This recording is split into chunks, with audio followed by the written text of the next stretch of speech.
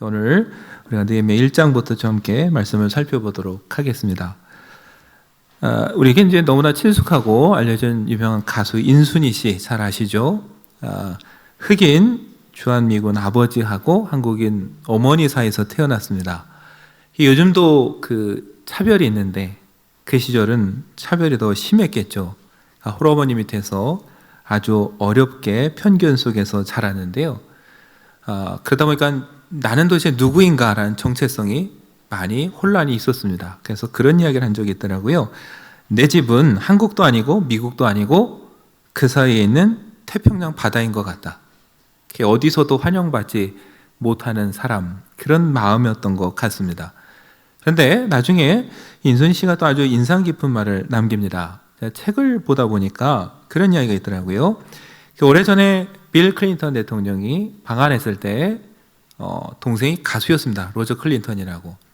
세종문화회관에서 한미 친선 우호의 밤 음악회가 있었는데 이때 클린턴 대통령도 동생도 참여를 한 무대, 그 밑에 그 한국과 미국의 많은 정관계 사람들이 있었겠죠. 이날 인순이 씨가 무대에 서서 이렇게 얘기를 했다고 합니다. 여러분, 한국과 미국 사이에 누가 있습니까? 인순이가 있지 않습니까? 참 명언이에요. 예전엔 어디도 속하지 못한 사람으로서 야, 내 고향은 저 태평양 바다인가 했는데 이제는 자신 있게 말하는 거죠. 미국과 한국 사이에 누가 있느냐? 나 인순이가 있다. 양쪽을 뭐예요? 이어주는 사람. 여기도 저기도 속하지 않은 게 아니라 여기도 속하고 저기도 속한 사람. 대단한 것 같아요. 존경스러워요. 그분이 그래서 그런지 자기가 어렵게 자란 시절을 생각해서 그런지 저희 홍천 수양관 밑에다가 해밀 학교를 세웠습니다. 다문화 가정의 아이들을 무료로 교육한 학교를 세웠는데 참 학교가 이쁘게 지었더라고요. 저희하고 참 남다른 인연이 있는 분인데 여러분, 이분을 보면서 그런 생각이 들었어요. 내가 누구인지를 알고 내가 어떤 사람이 되겠다라고 마음이 먹으면 그 다음 뭐가 정해지냐면은 무엇을 할지가 정해지는 거예요. 간혹 우리가 어려운 건 뭘 할지 모르겠다라는 건 사실은 내가 누구인지 잘 모르겠다는 얘기예요. 내가 누구인지 분명해지면 할 일이 분명해집니다. 유명한 베스트셀러 작가인 벤자민 하디라는 분이 그런 얘기를 했어요. 행동을 바꾸려면은 정체성을 바꿔야 된다. 사람들이 성향은 안 변한단 말이에요. 그것도 바꾸려고 하다 포기합니다. 실패하는 이유가 정체성이 안 바뀌어서라고 그래요. 내가 지금 어떤 사람인지 아니면 미래에 내가 어떤 사람이 되겠다라는 게 분명하면 그래, 미래에 나는 이렇게 하면 안 되겠지. 내가 미래에 이런 사람이 되려면 이렇게 해야겠지라고 정해지는 순간 우리의 삶도 변화된다라는 거예요. 그런데 대부분 내가 누구인지 어떤 사람이 돼야 되겠다는지도 모르고 살면서 그러다 보니까 뭘 해야 되는지조차도 모를 때가 있다라는 거예요. 그만큼 여러분, 내가 누구인지를 아는 건 중요합니다. 모세를 한번 여러분 생각해 보십시오. 물에서 건져낸 이 모세는 애굽의 공주의 아들로 자라납니다. 당시의 기록에 보면 여러분, 왕과의 일원이면은 궁에서 10여 년 이상 특별한 교육을 받습니다. 그럼 모세도 분명히 그렇게 했을 거예요. 그런데도 불구하고 모세는 자기 동족을 잊어버리지 않습니다. 출애굽기 2장 11절을 보면은 이렇게 기록하고 있어요. 모세가 장성한 후에 한 번은 자기 형제들에게 나가서 그들이 고되게 노동하는 것을 보더니 어떤 애굽 사람이 한 히브리 사람 곧 자기 형제를 치는 것을 본지라. 여러분, 여기서 계속 강조되는 게 뭐냐면 형제예요. 형제를 보러 갔다 그러고 애굽 사람이 히브리 사람 하나를 친다. 그런데 히브리 사람이 곧 자기 형제다. 이렇게 얘기를 해요. 그러니까 모세에게 히브리 사람들은 남이 아니에요. 형제예요. 그 얘기는 자기가 히브리인이라는 분명한 인식이 있었다라는 거예요. 사도행전은요, 조금 더 자세하게 설명해 줍니다. 사도행전 7장 22절과 23절에 보니까 모세가 애굽 사람의 모든 지혜를 배워 그의 말과 하는 일들이 능하더라. 나이가 40이 되매 그 형제 이스라엘 자손을 돌볼 생각이 나더니, 아까 말씀드린 대로 애굽의 궁전에서 교육을 받았기 때문에 그의 말과 일들이 참 뛰어났어요. 그런데도 불구하고 모세는 어때요? 40이 되니까 그 형제 이스라엘을 돌볼 생각을 했습니다. 그냥 어떻게 보면은 그 배우고 익히는 모든 것들이 뭐예요? 자기 민족을 구하기 위한 수단이에요. 그럼 여러분, 그 애굽의 궁중에서도 어떻게 자기가 히브리인임을 기억하고 살았을까? 어머니죠. 유모로 들어와 있었지만 친어머니인 그 어머니로부터 끊임없이 교육을 받은 거예요. 그래서 이 애굽 궁전의 한복판에 살아도 자기가 히브리인, 유대인임을 늘 기억하고 살았고, 그 자기 형제를 돌보기로 했고, 그 형제를 때리고 치는 애국 관리를 죽이게 되는 거예요. 그 살인을 잘했다고 할 수는 없습니다. 잘못한 거죠. 그러나 분명한 건 그 모든 것들이 어떻게 시작되느냐? 나는 유대인, 히브리인이다 라는 그 정체성에서 시작이 된 거예요. 여러분, 신약에 오면 우리가 또 빠뜨릴 수 없는 사람이 바울입니다. 바울은 교회에 편지를 보낼 때마다 늘 인사말로 시작해서 자기를 소개하는 걸로 시작이 됩니다. 로마의 편지를 보내면서도 마찬가지예요. 로마서 1장 1절에 보면은 예수 그리스도의 종 바울은 사도로 부르심을 받아 하나님의 복음을 위하여 택정함을 입었으니, 이렇게 기록하고 있습니다. 그럼 바울은요, 자기를 이렇게 소개해요. 나는 예수 그리스도의 종이다. 그게 뭐예요? 바울 일평생 갖고 있던 정체성이에요. 원래 바울은 예수님을 그리스도로 인정하지 않았습니다. 왜 예수님이 그리스도냐? 절대 그럴 일이 없다. 그래서 오히려 예수를 그리스도로 고백하는 사람들을 잡아다가 핍박했죠. 그러던 그가 다메섹으로 가는 길에 부활하신 예수님을 만나고 변했습니다. 그 예수님이 자기를 용서해 주시는 은혜를 경험하고 나서는 그 은혜가 너무 감사해서 어떻게 해요? 스스로 종이 된 사람이 바울이에요. 아, 나는 주님의 종이 돼야 되겠다. 그래서 종이 됐어요. 그런데 예수 그리스도의 종이에요. 세상의 종이 아니라 예수님, 그리스도인 예수님의 종이에요. 그리스도라는 말은 여러분 히브리어로 메시아, 기름 부은 사람, 왕이란 뜻입니다. 그러니까 바울은 어떻게 스스로를 생각했느냐면, 나는 왕 중에 왕이시고 세상의 진정한 왕이신 예수님의 종이다. 그러니까 예수님에게는 절대적으로 순종하지만 세상을 향해서는 어떨까요? 당당합니다. 바울은 세상에 비굴한 적이 없어요. 소유가 적다고 위축된 적도 없고, 지위가 낮다고 불안한 적도 없어요. 언제나 세상을 향해 당당했어요. 단 예수님에게는 절대적으로 순종을 했어요. 왜요? 스스로 종이라고 생각하기 때문에.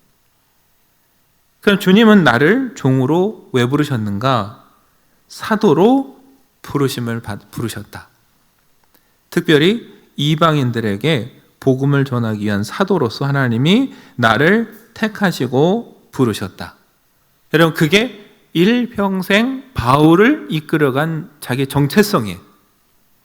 그래서 그가 하는 일은 분명합니다. 뭐예요? 복음을 전하는 일. 그걸 위해서 어떤 고난도 마다하지 않아요. 그러니까 여러분, 아까 말씀드린 대로 내가 누구인지를 아는 게 뭘 할지가 결정이 되는 거예요. 여러분, 이 얘기를 왜 드리냐면, 제가 느헤미야서를 처음 이제 다시 보기 시작하면서 제일 먼저 눈에 띈 게 느헤미야 이런 정체성이었어요. 곰곰이 생각하면 참 쉽지 않은 일입니다.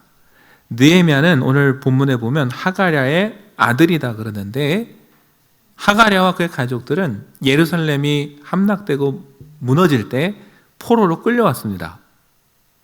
느헤미야는 알려지기를 이방 땅에서 태어나고 자랐다고 그래요.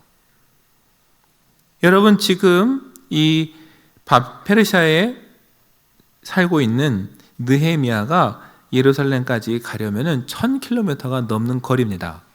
문화적으로, 지리적으로, 정서적으로 고향과는 멀어진 지 오래예요. 수십 년. 더군다나 나중에 보면은 이 페르시아 궁전의 아닥사스다 왕의 술관원이 됩니다. 이게 술관원 하니까 오늘 우리가 보기에는 참 하찮아 보일지 몰라도 당시로는 중요한 자리예요. 이 제국의 왕이 마시는 술에 여러분 뭘 탈 줄 알겠습니까? 그걸 관리한다라는 거. 믿을 수 있는 사람이어야 되고요. 늘 가까이 있는 사람이에요. 여러분, 그리고 세상 사람들 봐도 술 마시면 왜 이렇게 말이 많아집니까? 그렇죠? 그러니까 가까이서 언제나 술을 보필하는 사람과 술을 마시면서 왕은 이야기를 할 수밖에 없어요. 왕에 대해서 누구보다 가장 잘 알 수 있는 측근입니다. 대단한 권력자예요. 요즘은 이 정도 보면 뭐예요? 사실은 혈통만 말이 유대인이지 정서적으로, 지리적으로, 문화적으로, 사회적으로 이건 거의 유대인과는 남이나 마찬가지인 상황이에요. 느헤미야는 여러분 그렇게 보면 오죽했겠습니까? 사실 그래서 이민 가서 살면요, 이민 2세대, 3세들이 참 어렵습니다. 뭐가 어려우냐면은 한국 사람을 만나면은 야, 너는 말하는 것도 생각하는 거 미국 스타일이야, 이렇게 핀잔을 줘요. 그럼 미국 사람을 만나면은 따뜻하게 반겨주냐? 미국 사람들은 또 이방인 취급을 해요. 그러니까 아까 말씀드렸죠. 인순이 씨가 고향이 어디 같아요? 미국도 한국도 아닌 가운데 태평양 같다는 얘기가 나오는 거거든요. 근데 곰곰이 생각하면 그 수천 년 전에 여러분 느헤미야는 어떻게 살았을까? 쉽지 않았죠. 이방인으로서 이방 땅에. 그런데 눈에 띄는 건 오늘 이 짧은 4절의 말씀이지만 읽다 보면 느헤미야는 자기가 누구인지 분명히 알고 있었어요. 그래서 마음이 어디가 있었느냐? 몸은 여기 와 있지만 마음은 예루살렘을 향해 있었습니다.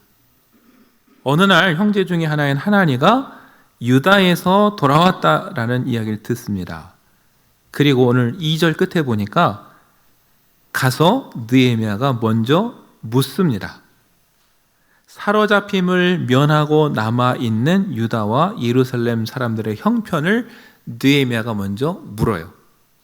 자기들은 포로로 끌려온 사람들의 후손인데 그럼 남은 사람들은 어떻게 살아가느냐? 묻는다는 것 자체가 뭐예요? 마음속에 있는 거예요. 관심이 있고 애정이 있는 거예요. 물었더니 그 소식이 슬퍼요. 그 형제 하나니가 뭐라고 하냐면 3절에 사로잡힘을 면하고 남아있는 자들이 그 지방 거기에서 큰 환난을 당하고 능욕을 받으며, 맞아요. 포로로 끌려오지 않은 사람들은 그럼 남아서 행복하느냐? 아니에요. 멸시당하고 무시당하고 주변 민족들로부터 자꾸 조롱당하는 경제적으로 어려운 삶을 힘겹게 살아가고 있어요. 더군다나 예루살렘 성은 허물어지고 성문들은 다 불타버렸습니다. 여러분, 느헤미야가 그 소식을 듣고 어떻게 합니까? 오늘 우리가 읽은 4절의 말씀처럼 이 말을 듣고 앉아서 울고 수일 동안 슬퍼하며 하늘의 하나님 앞에 금식하여 기도했다. 성경 기록합니다. 모르는 사람의 안타까운 사연을 듣고 저도 여러분도 잠시 슬퍼할 수는 있어요. 잠시 눈물을 흘릴 수는 있어요. 그렇지 않습니까? TV에서 슬픈 드라마를 봐도, 아니 TV에 안타까운 사람들 사연 나오면 그때 또 얼마나 가슴 아프고 슬픈지 몰라요. 그런데요, 뭐예요? 금방 잊어버립니다. 밥 먹으란 얘기가 돌아서면 잊어버려요. 그런데 느헤미야는 어때요? 수일 동안 슬퍼하며 울고 하늘의 하나님 앞에 금식하며 기도했다라는 말, 이거는요 느헤미야의 마음속에 늘 예루살렘이 남아있고 사랑하고 그리워한다는 뜻입니다. 저도 여러분도 한번 생각해 보세요. 누구를 위해서 금식하며 기도합니까? 저와 여러분이 금식하며 눈물을 며칠 동안 흘릴 정도로 기도할 사람은 정말 손에 꼽혀요. 정말 마음에 품고 사는, 사랑하는 사람 아니면 힘든 거죠.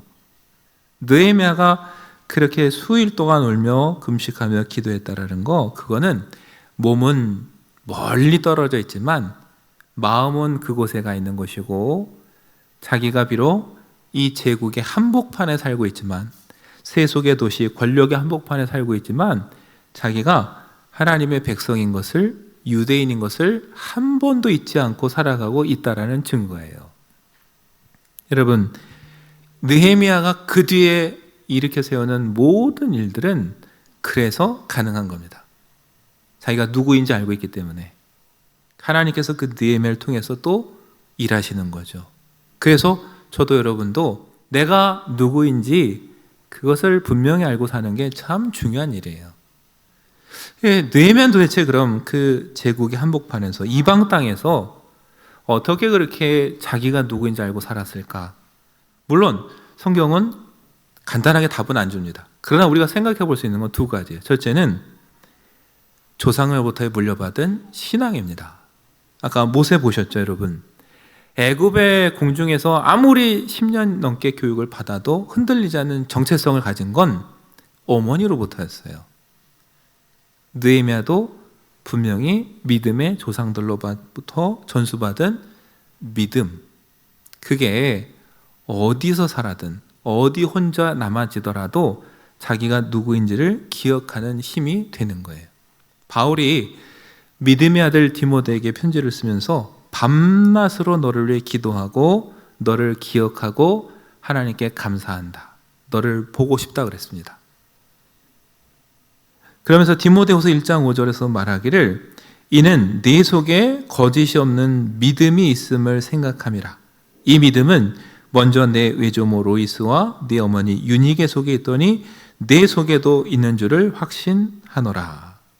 여러분, 바울이 그를 그리워하고 기도하고 감사하는 이유는 디모데 안에 거짓이 없는 믿음이 있었기 때문이에요.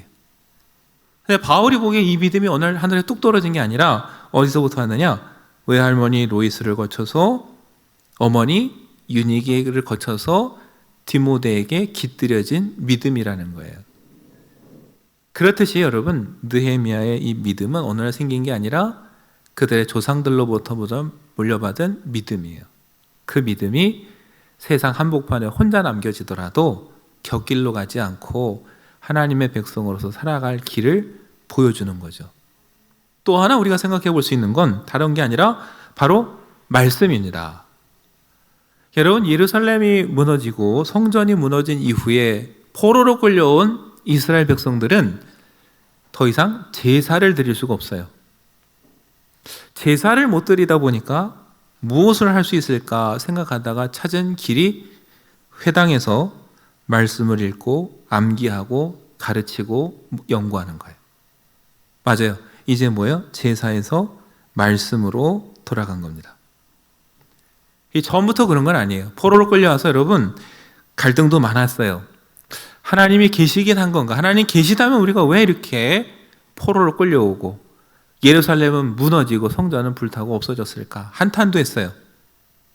하나님이 계시긴 한데 바벨론의 신보다 좀 힘이 없는 건 아닌가? 오랜 방황 끝에 결론을 내렸어요.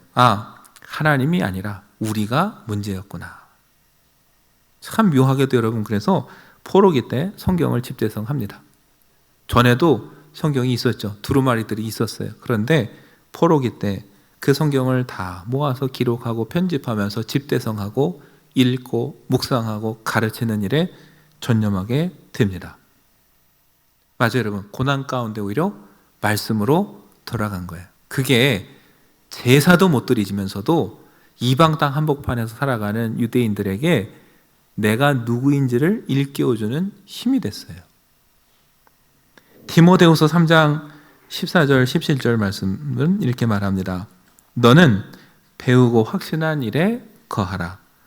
네가 누구에게서 배운 것을 알며 또 어려서부터 성경을 알았나니 성경은 능히 너로 하여금 그리스도 예수 안에 있는 믿음으로 말미암아 구원에 이르는 지혜가 있게 하느니라. 모든 성경은 하나님의 감동으로 된 것으로 교훈과 책망과 바르게 함과 의로 교육하기에 유익하니 이는 하나님의 사람으로 온전하게 하며 모든 선한 일을 행할 능력을 갖추게 하려 함이라. 여러분, 성경은 하나님의 말씀이고 그 하나님의 말씀은 하나님의 사람을 온전하게 할 수 있고 선한 일을 행할 능력을 주신다라고 말합니다. 맞아요. 느헤미야는 그렇게 이방 땅 한복판에서도 믿음을 지키며 자기가 누구인지를 알고 살았습니다. 새해를 맞으면서 여러분, 아직 우리 앞에 참 많은 문제들이 있어요. 금년 한 해 또 어떻게 달려가야 될지 걱정도 됩니다. 이제 벌써 작년이에요. 작년 가을 겨울 오면서 그래도 우리는 기대했어요. 야, 백신도 맞고 모임도 완화되고 일상으로의 복귀도 시작된다고 하니 내년 봄만 돼도 우리가 좀 마스크 벗고 마음껏 예배를 드릴 수 있지 않을까. 그랬더니 오미크론이라는 또 변종이 생길 줄 또 누가 알았겠습니까? 12월 1월 넘어오면서요, 제가 마음이 조마조마했어요. 작년 성탄 때처럼, 작년 송구영신 예배 때처럼 저 혼자 또 여기서 설교하고 있는 건 아닌가. 얼마나 불안했는지 몰라요. 그래도 감사하게 올해는 모여서 예배는 할 수 있었지만 아직도 코로나는 매섭고 참 위협적이에요. 앞으로 우리가 뭘 해야 될지, 우리가 어떻게 다시 일으켜 세워야 될지 참 고민이 많습니다. 그러나 느헤미야를 보면서 느낀 게 뭐냐면은 다른 걸 세우기 전에 우리 자신을 먼저 세워야겠구나. 하나님께 뜻을 정하고 내가 어떤 사람인지를 분명하게 알고 살아야겠구나. 그렇다면은 하나님께서 느헤미야를 통해 예루살렘 성벽을, 성문을 다시 세워주신 것처럼 우리의 삶의 영역도 반드시 다시 일으켜 세워주시리라 믿습니다. 그러기 위해서 저와 여러분이 금년 한 해 정말 말씀을 가까이 하면서 내가 누구인지를 다시 깨닫고 세워가는 시간이 됐으면 좋겠고, 우리의 믿음을 다음 세대에게 끊임없이 전수해주는 그런 기간이 됐으면 좋겠습니다. 교회 못 모인다고 그냥 그만둘 게 아니라, 그럼 우리 가정에서 내가 어떻게 우리 자녀들을 양육할 것인가, 그걸 위해서 기도해야 되는 거예요. 그리고 또 하나, 우리가 무엇을 하든지 간에 스스로에게 한번 물어봤으면 좋겠습니다. 내가 목사로서 이렇게 하는 게 합당한가? 내가 장로로서, 권사로서, 집사로서 이렇게 하는 게 합당한 일인지, 어떻게 하는 게 하나님이 더 기뻐하시는 일일까? 여러분, 사실 목사, 장로, 집사 그게 중요한 게 아니라 우린 직분 전에 뭐예요? 이미 그리스도인이에요. 하나님의 자녀예요. 내가 하나님 자녀로서 어떻게 살아가는 게 하나님 기뻐하시는 일인가? 우리가 그런 생각으로 살아갔으면 좋겠습니다. 그러면은 이 코로나의 혼란 속에서도 저 제국의 한복판에서 믿음을 지키며 유대인으로서 자기를 지켜갔던 느헤미야처럼 저도 여러분도 우리 자신을 굳건히 세워가면서 믿음을 지킬 수 있지 않을까. 여러분과 제가 그 확신 위에 섰으면 좋겠습니다. 저 여러분이 사람이 보기엔 부족할 수 있어요. 야곱과 같은 모습이 아직 우리 속에 있기도 합니다. 그러나 정말 중요한 건 그럼에도 불구하고 하나님께서는 저 여러분을 사랑하셔서 거룩한 나라로, 왕같은 제사장으로, 하나님의 자녀로 불러주셨다라는 거. 더 중요한 건 하나님 우리를 사랑하셔서 우리를 절대 포기하지 않으신다라는 거. 여러분, 이사야 선지자는 말합니다. 이사야 43장 1절에 야곱아, 너를 창조하신 여호와께서 지금 말씀하시느니라. 이스라엘아, 너를 지으신 이가 말씀하시느니라. 너는 두려워하지 말라. 내가 너를 구속하였고 내가 너를 지명하여 불렀나니 너는 내 것이라. 하나님께서 저와 여러분을 구원하시고 택하시고 너는 내 것이라 말씀하셨습니다. 우리는 그런 하나님의 거룩한 자녀요, 택함을 받은 하나님의 사랑하는 자녀다. 저 여러분이 그 믿음과 그 확신, 그 정체성을 가지고 열심히 달려가는 2022년 한 해가 되기를 간절히 축원합니다.